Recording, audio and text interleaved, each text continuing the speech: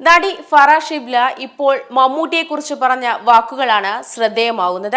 എല്ലാവരും ചിന്തിക്കുന്നത് മമ്മൂക്കയ്ക്ക് ഒരു പ്രശ്നവുമില്ല എന്നാണ്. എന്നാൽ അദ്ദേഹത്തിന് ചില ആരോഗ്യ പ്രശ്നങ്ങളുണ്ട്. അദ്ദേഹത്തെ പുറമേ നിന്ന് കാണുമ്പോൾ എന്ത് കുഴപ്പം എന്ന് തോന്നിയേക്കാം.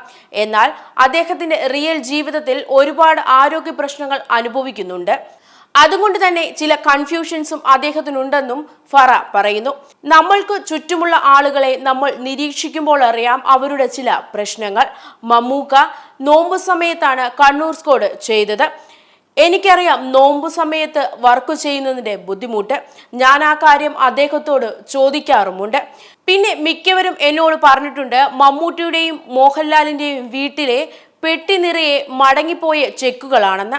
അവർ കൂടുതൽ പൈസയേക്കാൾ സ്നേഹിച്ചത് സിനിമയാണ്.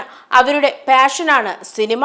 അതുതന്നെയാണ് അവരുടെ പ്രശ്നങ്ങൾ മാറ്റിവെച്ച് സിനിമയ്ക്ക് വേണ്ടി രാപ്പകലില്ലാതെ കഷ്ടപ്പെടുന്നത്. ശരിക്കും മമ്മൂക്ക അദ്ദേഹത്തിന്റെ ആരോഗ്യ പ്രശ്നങ്ങൾ പോലും മറന്നാണ് സിനിമയ്ക്ക് വേണ്ടി നിൽക്കുന്നതെന്ന് ഫറ പറയുന്നു. ഫറ അവസാനമായി അഭിനയിച്ചത് സോമന്റെ കൃതാവ് എന്ന ചിത്രത്തിലായിരുന്നു.